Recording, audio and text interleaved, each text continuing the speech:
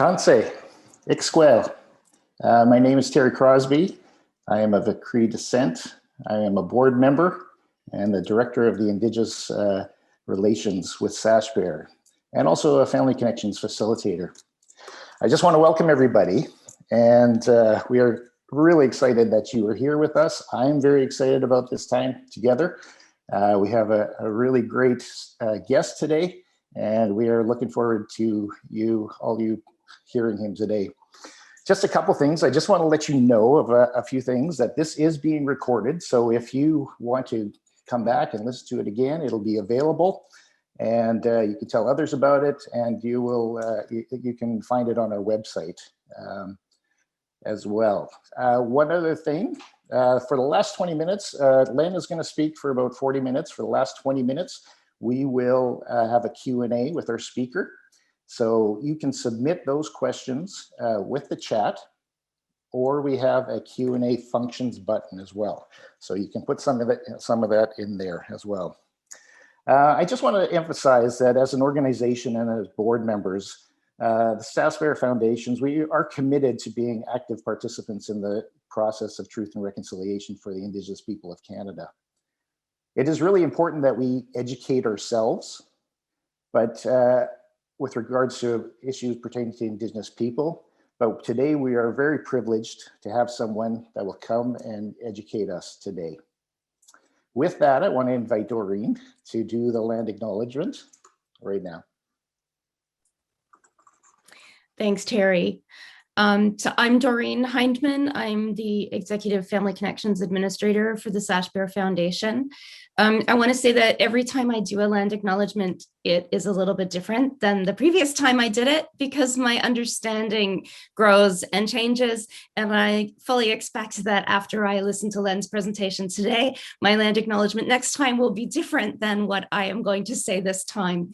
I grew up in Treaty 2 land, which is in Manitoba, and I now live in Toronto, in Ontario.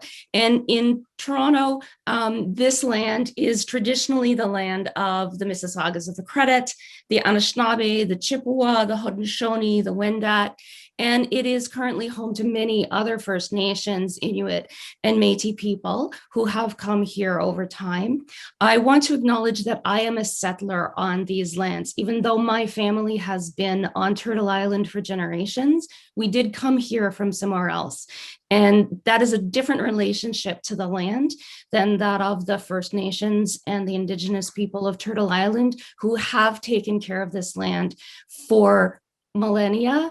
What's the phrase? Since time immemorial.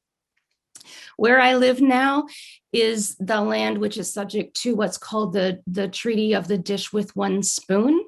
And what that means is that the land is shared by all of us, and that there is enough there to sustain all of us. This was traditionally a treaty between Indigenous nations who lived in the Great Lakes area, and it grew to encompass other nations and settlers as they arrived and came to live on this land.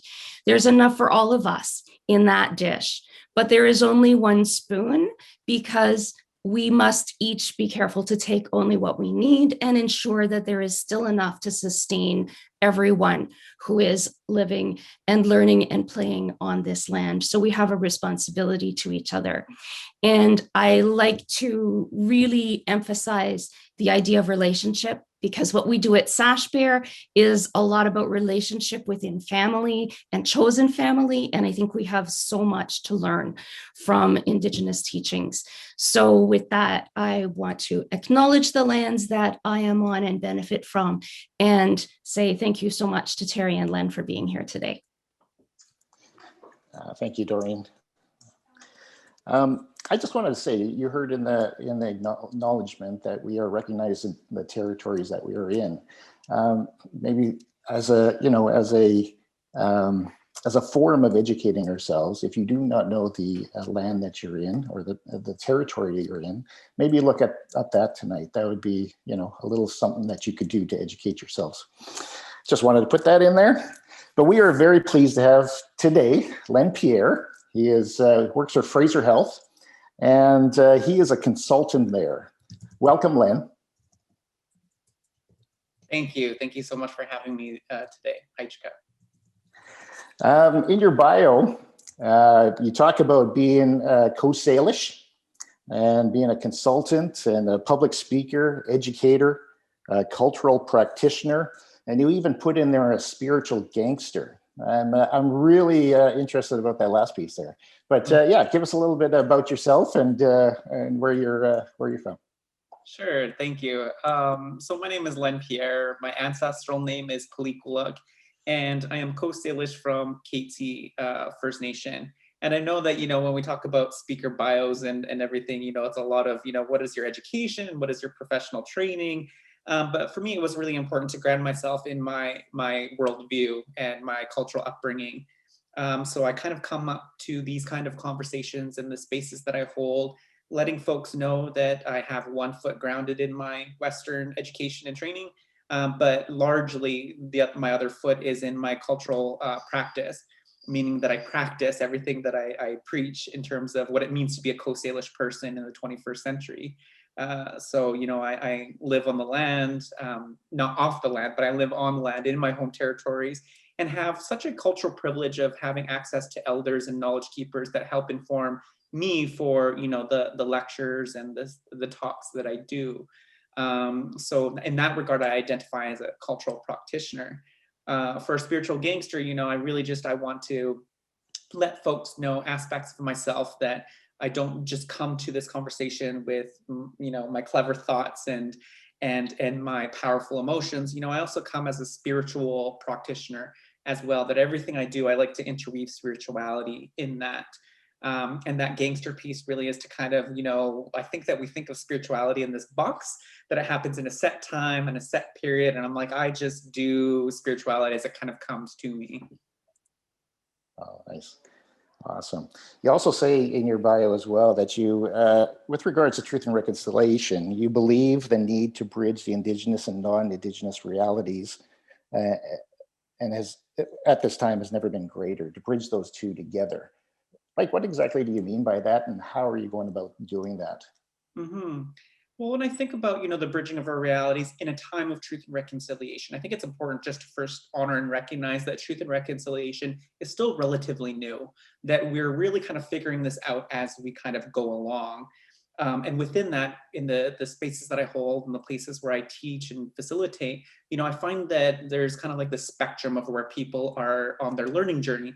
Some of us are very new to this conversation. What does reconciliation mean? What does Indigenous mean? What does First Nations mean? What does Métis mean? What does a land acknowledgement mean? And for many of us, who have taken a deep dive into these kind of subject areas, are quite well versed in it. And of course, we have all these degrees in between.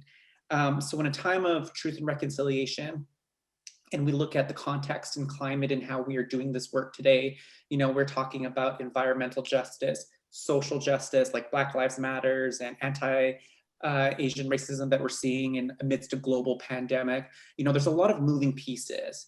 And so for me, my philosophy and my principle here in bridging our worldviews is that Indigenous and non-Indigenous peoples can learn from one another.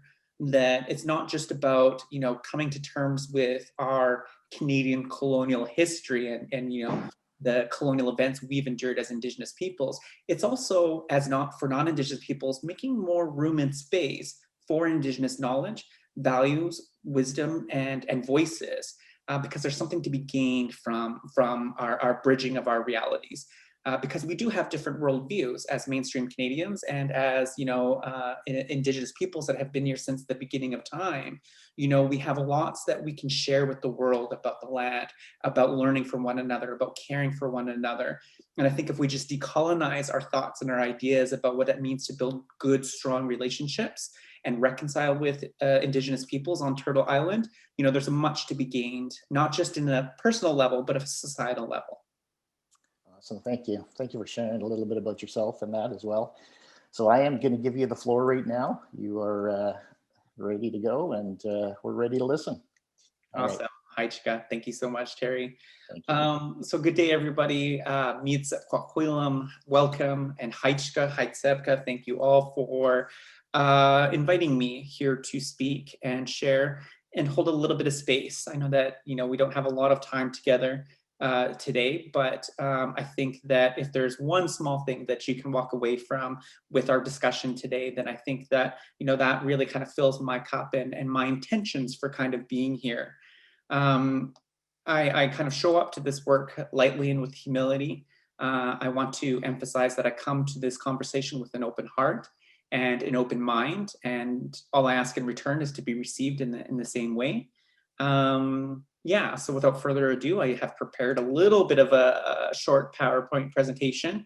I apologize because it is a short PowerPoint presentation, but it is loaded in dialogue and content. So I apologize in advance for speaking very fast, because I do want to emphasize that, I would love to leave a lot of room at the end for answering any questions that you have and engaging in dialogue. I think that that's where the magic really happens with participants asking really good questions.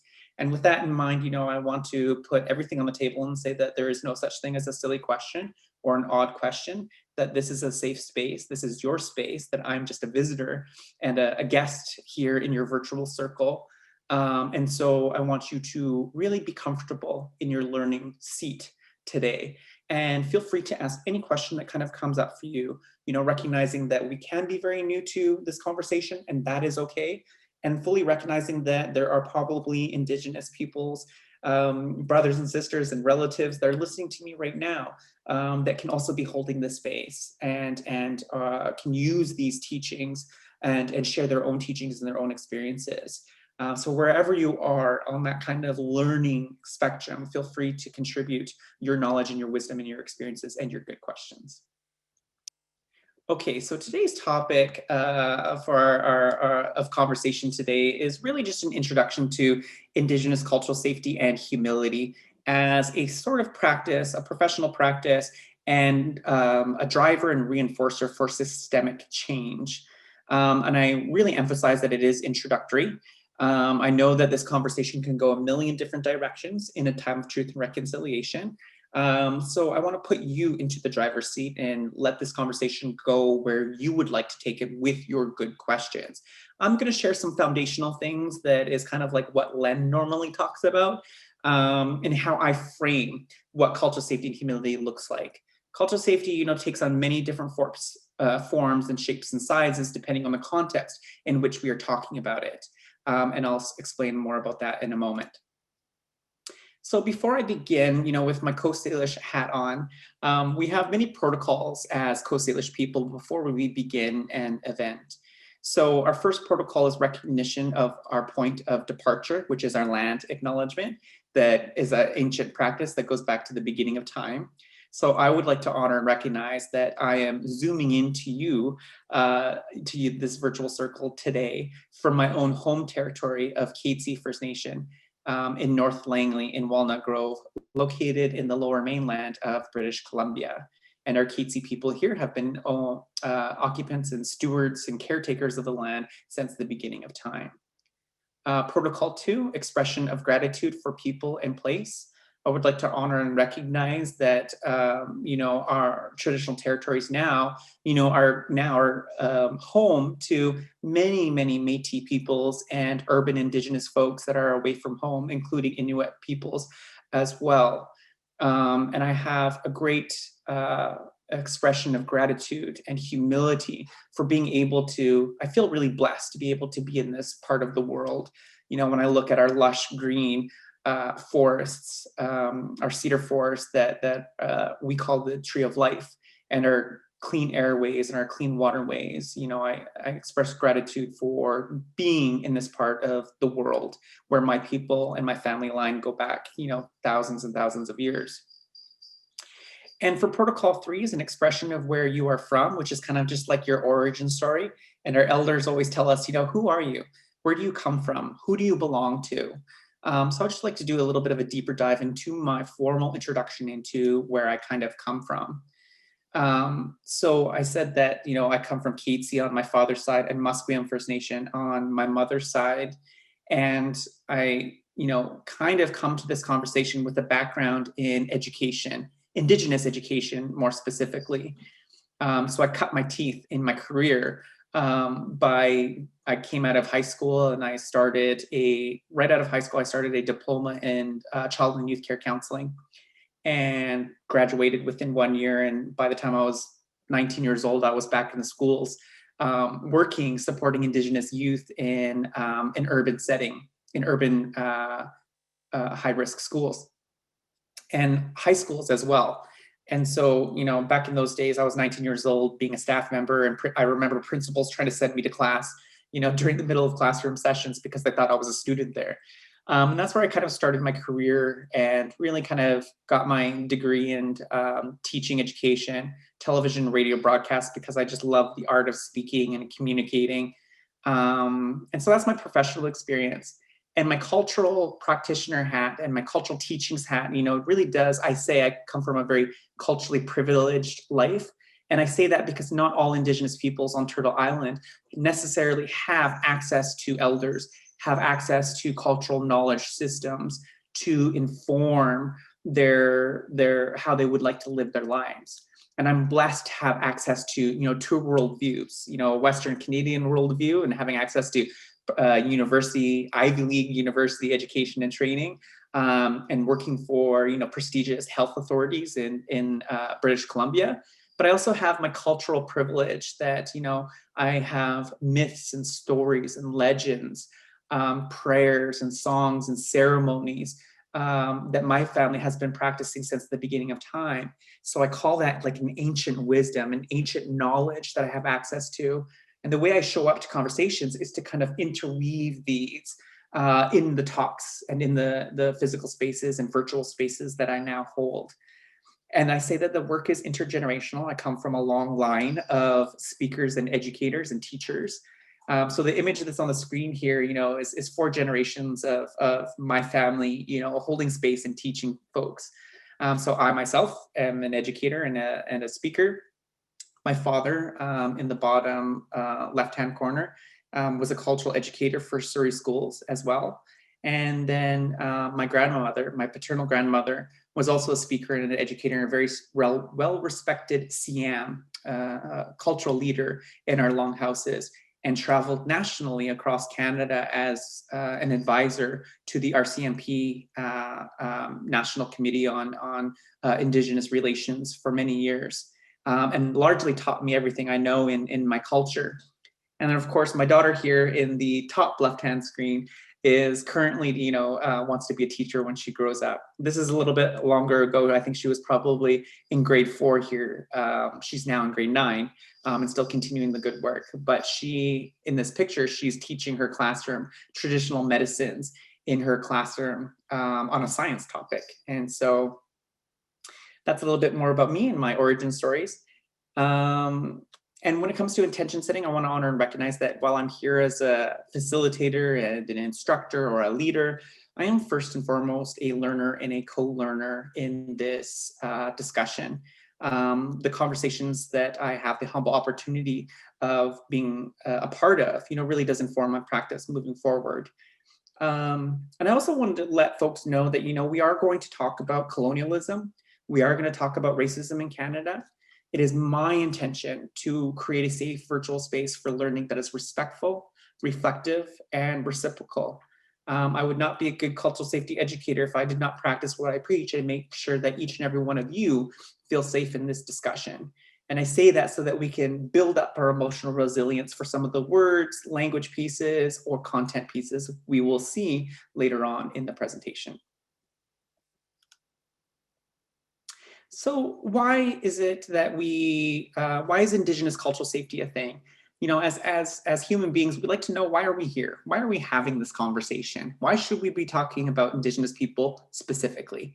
Because, you know, as Canadians, we're not really good at zeroing in on a specific culture.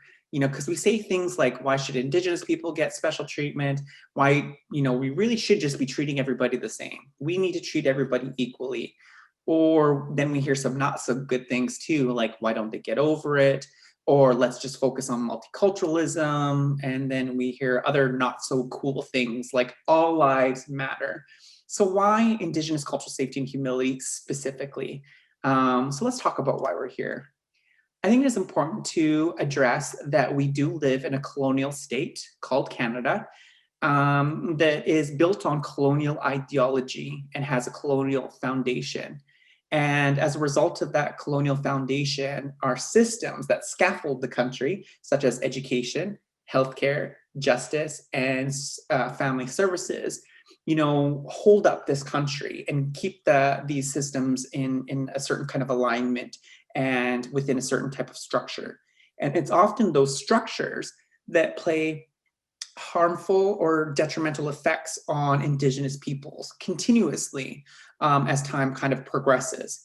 Yes, we have progressed. Yes, we no longer have Indian residential schools. We no longer have Indian hospitals. We no longer, have the forced removal of status and Métis citizenship by, indoctrinating Indigenous peoples. We have experienced some forms of progression, which is great, but we need to be a little bit skeptical in that progression because there are still very many aspects of contemporary Canadian structures and institutional forms that scaffold colonial ideology that continues to perpetuate anti-Indigenous racism. And I see it in all these four systems here, even in education, in the kindergarten to grade 12 setting, because I worked there and I work with teachers who are great friends of mine and have shared some of the things openly and honestly with me, on what they've heard and what they've seen in the classrooms from fellow colleagues. So what does that look like? What are we trying to read between the lines here? These systems scaffold colonial ideology that is often manifested in these areas.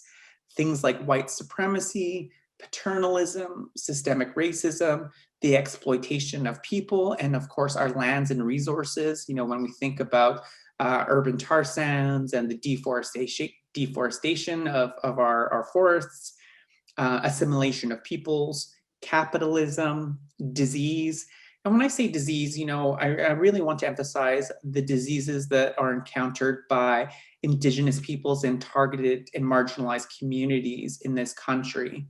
Often, diseases that aren't associated with, let's say, middle class or upper class demographics. So aspects of HIV, hepatitis C, overdose, chronic kidney disease, chronic heart disease, obesity, and of course, aspects of mental health like anxiety and depression. Cognitive imperialism, parochial, I always have trouble saying that word, gender violence, destabilization, marginalization, and cultural genocide. I know those words don't bring up good feelings for each and every one of us. I'm not going to leave us here. It's not all doom and gloom in Indigenous cultural safety and humility, but this is the framework in which we are working in that we kind of need to, if you will allow and give yourself moment by moment permission to do so, hold up kind of like a mirror on how our society or how our Canadian society is scaffolded by these things. And this is not just directed towards, Indigenous people solely. If you come from a marginalized community, like being a newcomer to Canada, being Black, Indigenous, or a person of color, belonging to the LGBTQ2 community, or being a person with a disability, or a person who is in active addiction, a lot of these systems are quite harmful to vulnerable communities outside of Indigenous folks alone. So also to continue the conversation on, why Indigenous cultural safety and humility, I like to honor and recognize that as Indigenous peoples, we are not the only people in Canada to experience racism, discrimination, and prejudice. We share that terrible experience with many communities in society. Women, I know women who experience prejudice and discrimination based on your gender. And I think that you could probably think back on your own experiences too and be like, okay, this is a prejudice moment against me being a woman, a person who identifies as a woman. But also, people of color, so people who belong to Asian cultures, people who identify as Black or newcomers to Canada or South Asian, all experience forms and manifestations of racism and discrimination. But There is no arguing that there is an overrepresentation of anti-Indigenous racism, prejudice, and discrimination in Canada. And we have research and literature to back that up. There's kind of like this pyramid of a social hierarchy that's not often spoken about, that kind of goes by the races. And at the very bottom is Indigenous peoples who experience the most paramount amount of racism and discrimination in this country. And it's not that way by accident. It is made that way by design. And I wondered that when I first started this journey, and why cultural safety was the thing, and why we're overrepresented in racism, discrimination, systemically and interpersonally. And then I came across this quote by Justice Murray Sinclair, and he said, while Indigenous children were being mistreated in residential schools by being told that they were heathen, savages, pagans, and inferior people, that same message was being delivered in the public schools of this country. So from coast to coast to coast, in Canada, from kindergarten to grade 12, for well over 100 years, we had teachers and educators and administrators, telling the future citizens of Canada that we as Indigenous people were inferior and less than. That has serious implications for what I call Canadian socialization.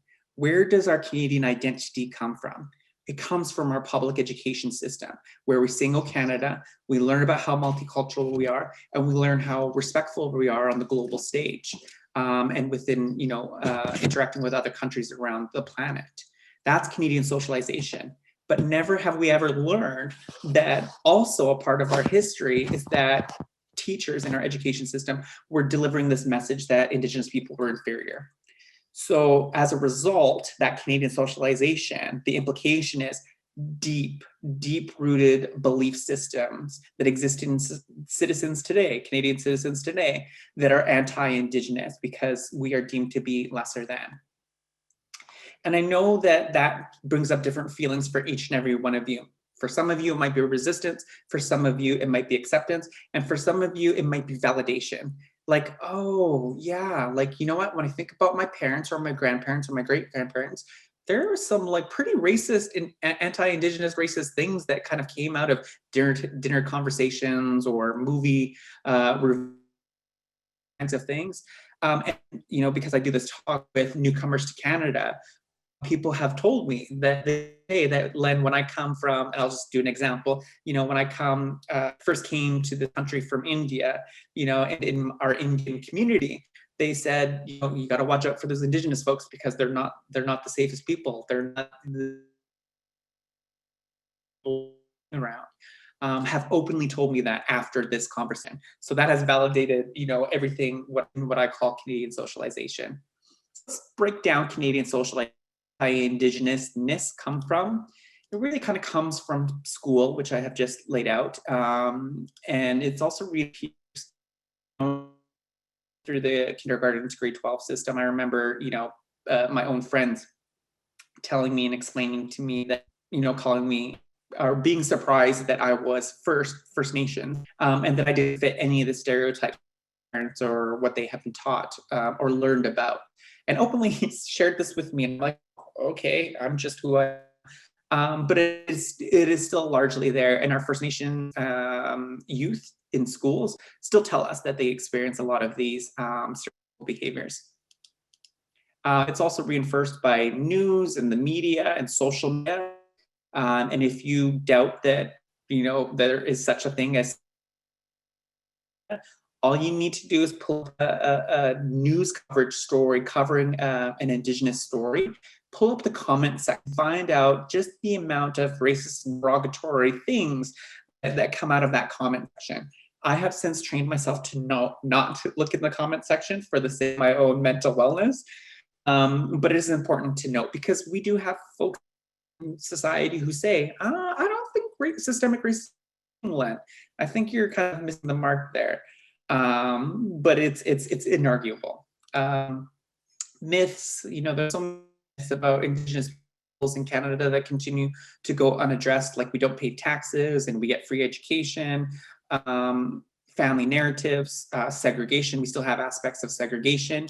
and of course the continued erasure of Indigenous peoples in this country. So a little note on prejudice and discrimination. I think that we, as Canadians, we use the two interchangeably, and a big part of our work is distinguishing the two.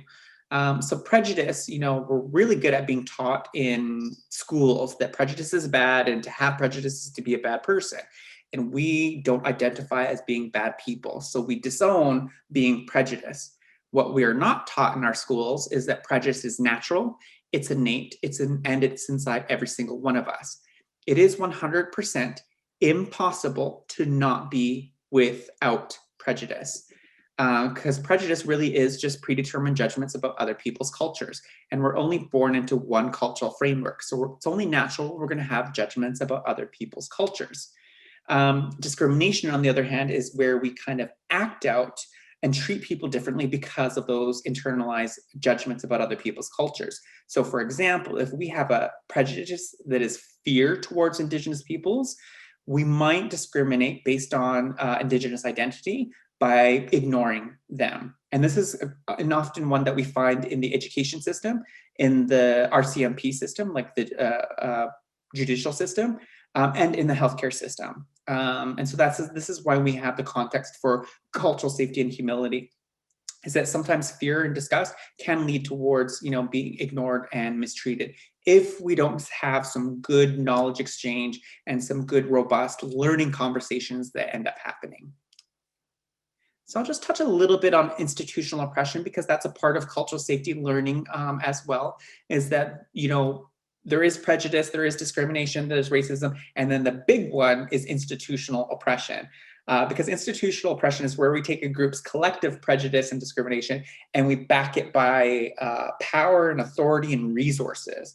And so all of those 4 areas, education, justice, healthcare, and family services, are institutions. And we do experience a lot of institutional oppression as Indigenous peoples. And so there's this analogy of the bird in the birdcage by a scholar named Marilyn Fry. And she says that, institutional oppression is really like looking into the hole of a birdcage and seeing, a micro view of let's say, Indigenous peoples, for this example, and say we have this unobstructed view of the bird. And we say things like, as Canadian citizens, we say, well, that bird is beautiful, it's majestic, and it's free. And if it wanted to, it has the choice to fly away. And this is quite often how, mainstream Canada looks at Indigenous issues in Canada. But what we encourage folks to do is to take a step back and take a more macro view on what that looks like. And when we take a step back and take a more macro view, we're going to see that there are these bars and these bars and these bars. And then we're going to get the sense really quick and in a hurry that that bird is not free, and it knows that it is not free, and nor will it likely try to fly away. So what does that look like? When institutions, don't acknowledge our traumas, our historical traumas, excuse me, colonial ideology or institutional ideology. And ideology are just these really widespread, massive beliefs that we take on as truth. Invisibility, the burden of representation, the reward for conformity, a sense of isolation, microaggressions, and then, of course, internalized racism.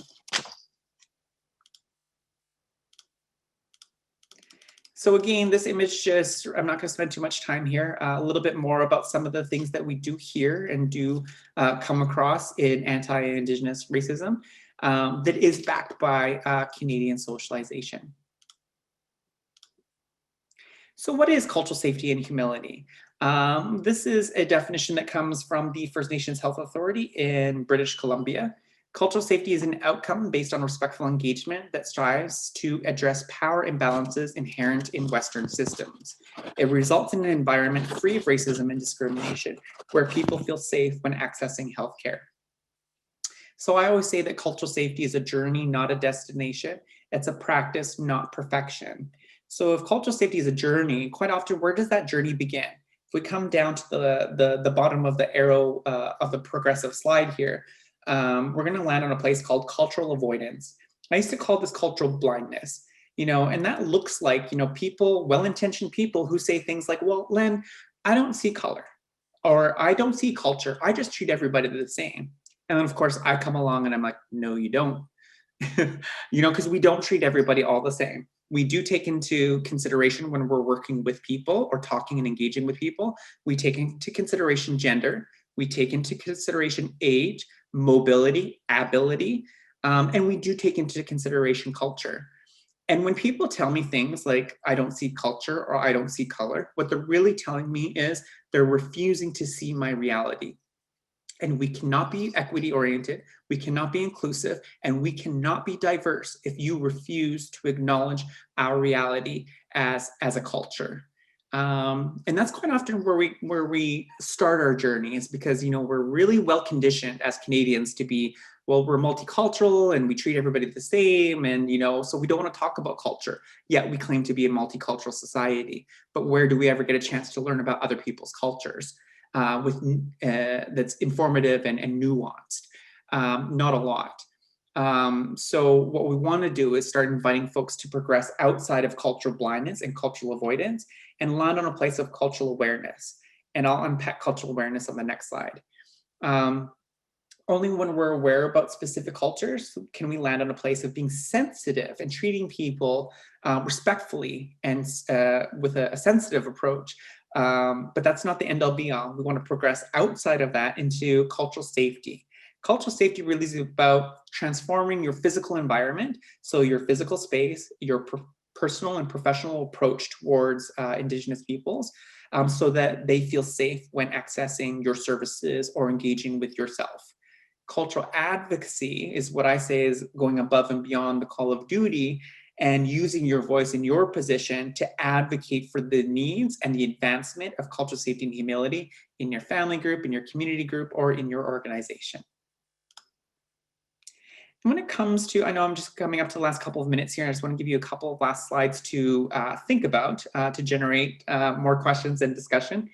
When it comes to cultural awareness, what I'm really talking about is not like our food and our ceremonies and our fashion, our language, those kind of things, which we see a lot in media, which is great. But when it comes to implementing cultural safety, it's getting down to the deeper layers of deep culture.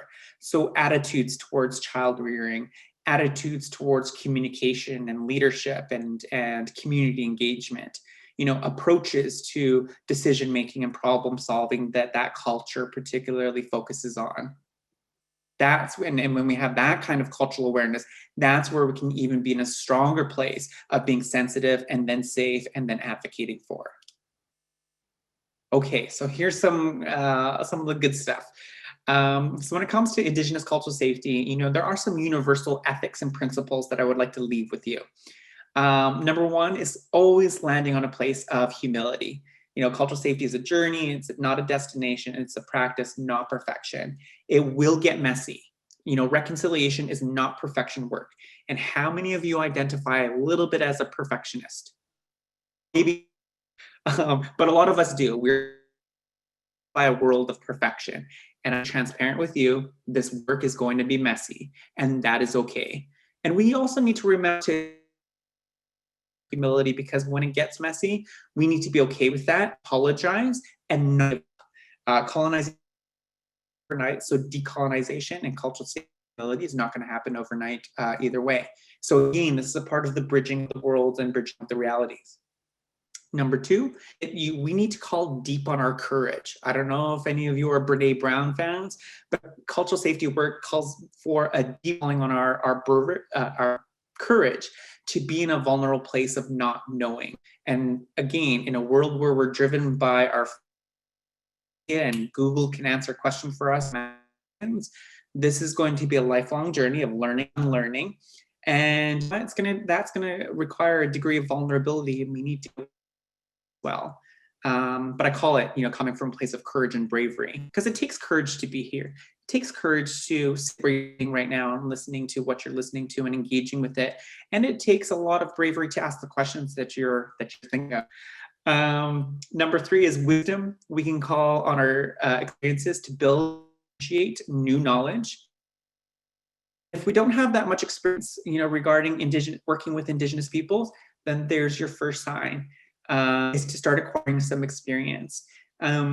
is not going to be born out of a textbook or one experience. It is an acclamation of multiple experiences and building relations with Indigenous peoples.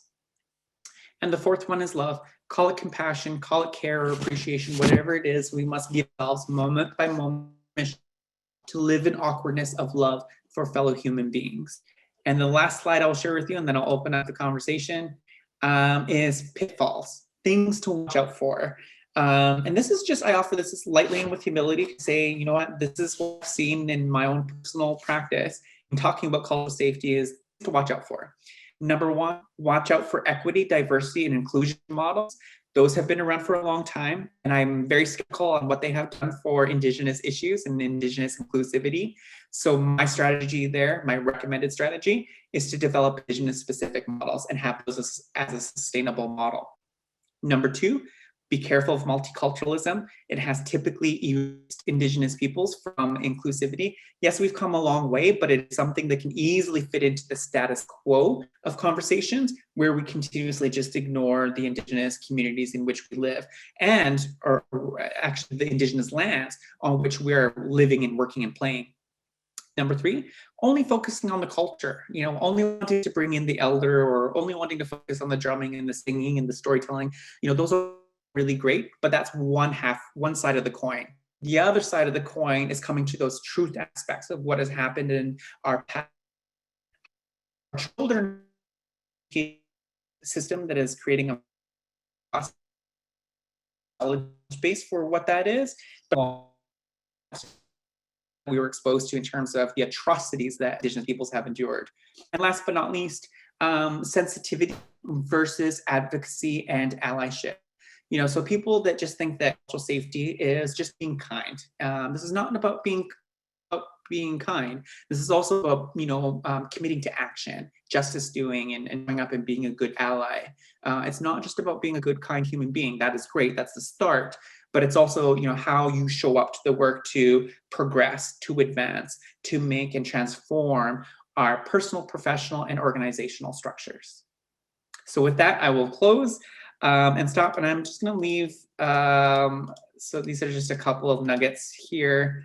I know our time here is super short, but here's my website. I'm available on LinkedIn, Facebook, and Instagram. Should you want to kind of continue to, I promote, videos and educational resources on those areas as well, in case you want to continue the conversation up. So with that, I will stop sharing and open the floor. All right, we have some questions coming in for sure. So we'll start with this one. It says, what do you mean by cognitive imperialism? Good question. So cognitive imperialism is a good one, especially for those of us who have professional training in certain academic institutions. So I'm currently doing my master's degree in education from Simon Fraser University. Cognitive imperialism is where we take Western ideology and Western knowledge systems and hold those in super high regard and dismiss or completely disregard Indigenous knowledge or other world views on knowledge systems. And so this is what I'm encountering in my own experience completing my master's degree, is that all of the scholars that we research and celebrate and provide evidence and reference and cite, are often older, white middle-class men, or sometimes, they're 100 years old, who have done this work back in Europe, and completely disregard, Indigenous scholars who are looking at land as literacy or transformative Indigenous knowledge systems. So that's an essence of cognitive imperialism. It's just disregarding other worldviews as forms of valuable knowledge. Awesome. Next one says, what might an Indigenous specific model look like?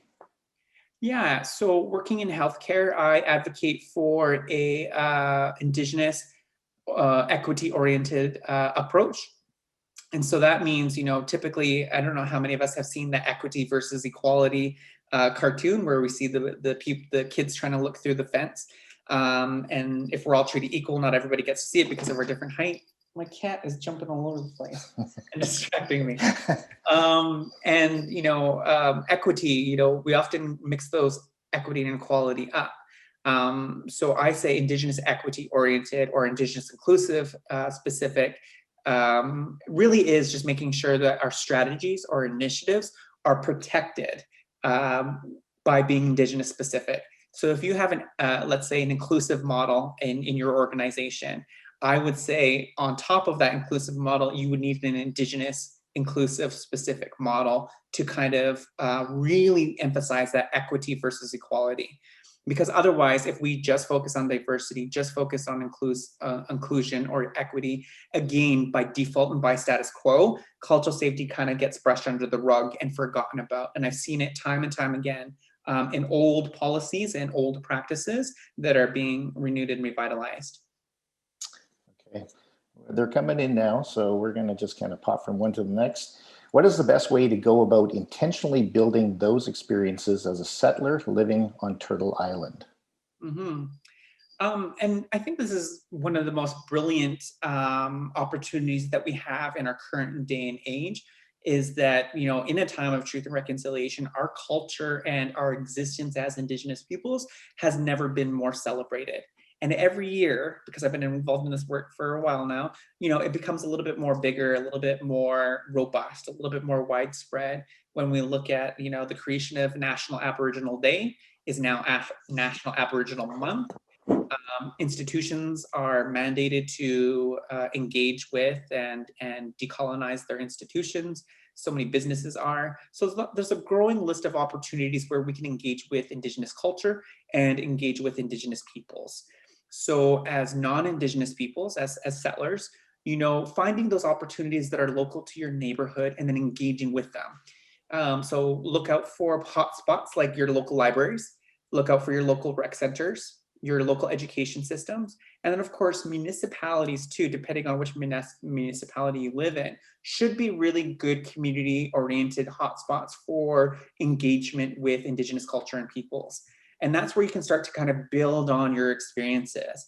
It's not going to happen, in one event, but after, when you look back at 5 years, 10 years, 15 years of traveling, attending powwows, attending sessions where there's an Indigenous author who's doing a live reading of a book that they have written, that collection of your experience are going to really transform how you are showing up, being a good ally, how you are creating and conceptualizing Indigenous cultural safety and humility.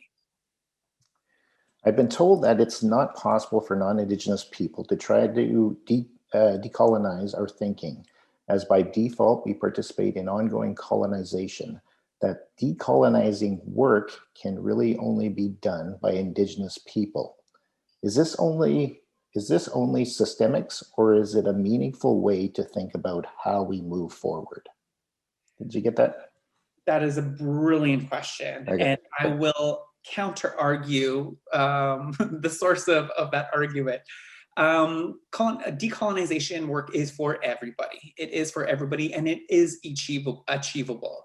And I know, because I live a very big life, meaning that I hold space in front of crowds and masses.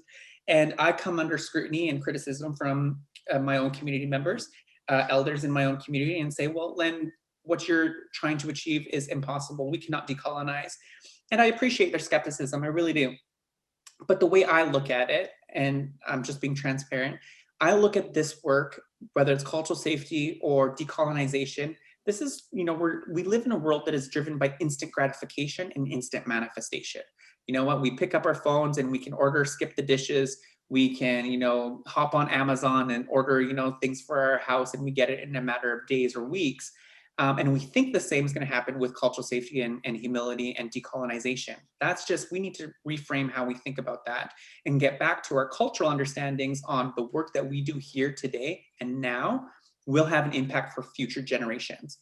The fact that we are sitting here, you and I, Terry, and holding space and leading this discussion is only achievable because of people who came before us, Indigenous people who came and paved the way, knocked down barriers so that we could be here and hold space in the positions that we hold. And so I look at this as generational work. So for the skeptics and the naysayers who say, no, you can't do it because you're non-Indigenous, or you can't do, it's impossible to achieve decolonization, really don't have access to that cultural understanding that this work is intergenerational, that the work we do collectively will have a profound effect for future generations. And that's how I kind of show up to this work. And I argue that decolonization work is for everybody because we're all impacted by colonization. We're all impacted by, you know, the environmental climate crisis. We're all impacted by social injustice. So if we look, you know, towards the amount of anti-Black and anti-Asian racism, you know what, decolonization work will have profound implications for when we unite and work as allies and in solidarity with one another. So I say decolonization is absolutely for everybody. And part of continuing on this journey is finding like-minded, like-hearted individuals to build that community of practice, so to speak. It says here, as a family connections facilitator, do you have any thoughts on how to create a culturally safe group environment? Mm-hmm. Absolutely. I would say beginning with your physical spaces. Cultural safety is not only just like kind of what we know about residential schools and the historical implications, it's also transforming our physical spaces. So I say that cultural safety, you know, can manifest into a physical space when we're visualized and represented in that physical environment. So in a group setting, you know, if you're walking into a room in a physical space, is there Indigenous artwork, murals, or language, or books or resources that are printed and made available where it tells you you are in a cultural space and your culture will be acknowledged, reflected, and valued here, is what I would say is what will be a good first step. Another thing that I like to encourage folks to do is start getting comfortable with explaining their own point of origin or their origin stories. So we need to, again, build up our emotional resiliency to start talking about one another's cultures. So we identify as like who we are and where we come from, but asking, you know, non-Indigenous peoples to identify as a settler, identify as a newcomer to Canada in our roundtable introductions. If there are protocols of the land, adopting those and embedding those into your group practices or your professional practices is also a good way. So people worry about, you know, appropriation versus appreciation. Again, it depends. Appropriation is just appropriating another person's culture, Indigenous culture, by exploiting it. Appreciation is when you involve somebody who is actively practicing that cultural aspect. So inviting elders into your spaces or cultural advisors or knowledge keepers to help hold space, to help lead group work, you know, is a good way to include people and not appropriate the cultural practices or the protocols of the land. We have another one here. It says, how can we best move forward with the purpose of allyship? How can we join in community with First Nations people in our local communities and learn how we can become involved in allyship in a way that is appropriate to our Indigenous neighbors? Mm-hmm. That's a really good question. And I think I will also kind of go back towards, you know, really just developing a commitment and a drive to seek out these opportunities. And that's the beautiful thing of today, is that there's a growing arena of opportunities to learn about allyship, learn about engaging and working with Indigenous peoples. On the topic of allyship in general, I would say a good starting point is just doing research on what it means to be an Indigenous ally. You know, there's many forms and manifestations of what allyship is based on the context. The context of Indigenous allyship is going to be a little bit different from other avenues of being an ally. So I would say definitely doing some research in what it means to be an Indigenous specific ally. And then of course, I am still learning about what it means to be an ally, because I think, again, it's a journey, not a destination. So I'm continuously doing my own research and looking for opportunities to talk about and learn about allyship. And the best way that I've been able to do that is to pay attention to local colleges and universities, as they quite often are driven by social activism and social justice. And they've been some of the best talks and lectures that I've been a guest at, is by attending those workshops. Okay, so we got about 5 minutes left. So it's probably going to be rapid fire. So be ready. Can you please provide example for equity versus equality? Yeah, absolutely. So, and this is a really good question because it is often one of the barriers that can prevent real meaningful engagement with Indigenous peoples. So, an example of equity versus equality is, and I apologize because it's a very systemic example, but we have this organization that is doing a call out for proposals, community proposals. And so all of these communities that are very well resourced, like libraries, rec centers, and schools, go after this pocket of money based for community education, a community education grant. And then we have Indigenous communities who are also applying for those grants, and they're far less resourced and far less staffed compared to some of our other organizations like libraries and schools. And what is it called, judiciary, the people that award the money, look at them all of the same. That's equality. And again, as Indigenous peoples, we are understaffed, under-resourced, and up against institutional oppression. Within an equity oriented lens, you would not want to treat all of the applications the same. You would want to reserve some for your Indigenous applications. That would be a more equity oriented approach. So that's a very systemic example, and I apologize if I'm getting lost in translation, but equality is treating everybody the same. Equity is giving a few more stools or supportive measures to support Indigenous peoples and organizations in a very competitive ecosystem that we all work in. This one's from a counselor therapist who says, can you speak a bit to how therapists can support Indigenous clients in a culturally safe, humble, aware way? Mm-hmm. That's a really good question too. Really good questions from all of the Oh, participants. sorry, there's one more. Oh, you can do that one and then I'll do that one after. Yeah, Okay. those all together.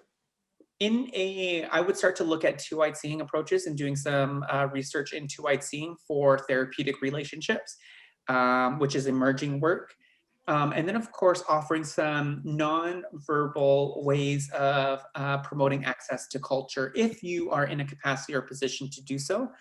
So if you have a room or an organization, a physical space where you are meeting, is there a poster where you can say, would you like cultural services as a part of your wellness plan? And then having access to an elder or a knowledge keeper to come in and do a ceremony or a talking circle or those kinds of things.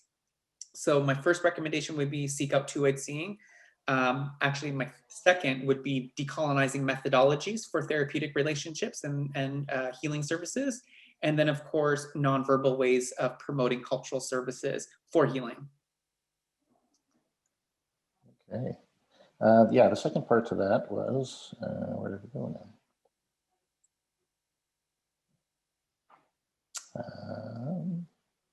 Sorry. Actually, we'll just go on to another one because I can't find that one. Do you feel as a community you are seen more as inclusive part of the Canadian mosaic, growing and being able to be part of growing multicultural society, having those roots that make you unique, but also part of being Canadian? Did you get that? Not really, but do you feel as a community you are seen more as inclusive part of Canadian? No, my first sentence in response to that is, we have a lot to learn. Like, inclusivity has been around for a long time, about 50 years, in corporate systems, in systemic systems. Inclusion has been around for a long time. But if you look at, some of the manifestations of social justice today, like the Black Lives Matters and all of the other, social inequities that we're seeing today, inclusion hasn't even moved the mark at all.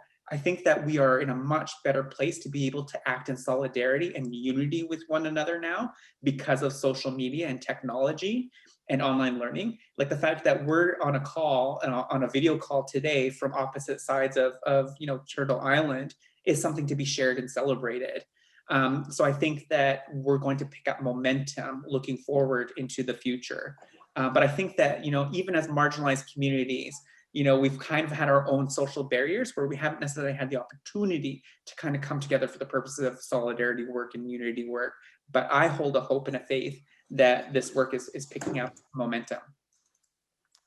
Awesome. We have come to that time. And Len, we thank you so much for being with us. One of my questions was where can we find you, but you shared all that. And so that's fantastic. I just want to relay to everybody that's still on here that we have a Sash Bear Walk coming up here on May 30th. You can find out all the details for that. It's our yearly fundraiser, and we'd like you to be involved in that. So check that out. You can do it individually or with teams. You can donate, you can raise funds. It's for a worthy cause for us, and we really appreciate you looking into that and checking that out. But again, Len, thank you so much, and Kosai. Hi, Chika. Thank you so much for having me, and thank you, everybody. I hope you have a great rest of your day. Thank you, everybody, for the great questions, and we appreciated you coming on. Thank you.